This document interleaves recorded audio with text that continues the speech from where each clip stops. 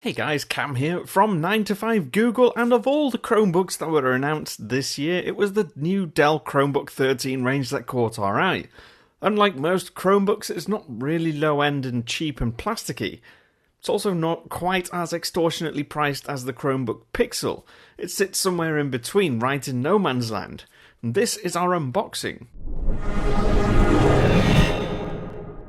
Now, the packaging is a rather plain brown cardboard box, and once we lift the lid we can take a look at what comes with the laptop. First up, in its own section in the side, is the rather large power adapter or power brick. There's also a separate wall plug with a cable attached to a 3-pin connector. But if we slide out the Chromebook, we'll also find a couple of guides. It's just the usual startup guide and the regulatory information. Then we can finally remove the Chromebook from its cloth sleeve and take a look at it. It's an attractive and solid laptop, and along one side there's a power input, HDMI connector, USB port, 3.5mm jack, and a micro SD card slot. There's also another USB port on the other side. Now, one of these is a 2.0 USB and the other is USB 3. It's quite a thick and chunky laptop, but it has this really nice carbon fiber front panel with a really grippy texture, and the solid base feels very durable indeed. It's a very solid construction.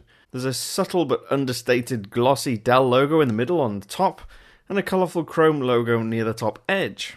Unlike most Chromebooks, it's not plastic. It's built using a solid magnesium alloy, which looks high-end and feels really sturdy. On the base, you'll notice a long vent along the width of the notebook, as well as some grippy rubber strips to raise it off the surface. And it's angled and slanted towards the edges. And in these sort of slants, they have the speakers built in a way that means they're not going to be covered when you place it down on a surface. Rather, the sound sort of bounces off the surface and gives you this really nice immersive audio.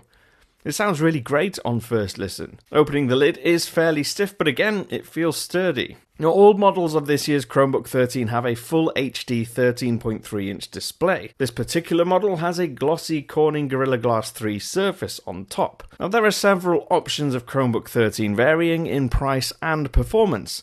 This is the highest end model, equipped with the Intel i5 processor, 8GB of RAM and 32GB of storage. It looks and feels fantastic, and prices vary from between $429 to $649 in the US holiday deals. In the UK, it's between £484 and £856. On first impressions alone, I'm completely smitten with the Dell Chromebook 13, but that's not saying it's perfect. The backlit keyboard, as nice as it is, still feels a little less clicky than I'd like it to be.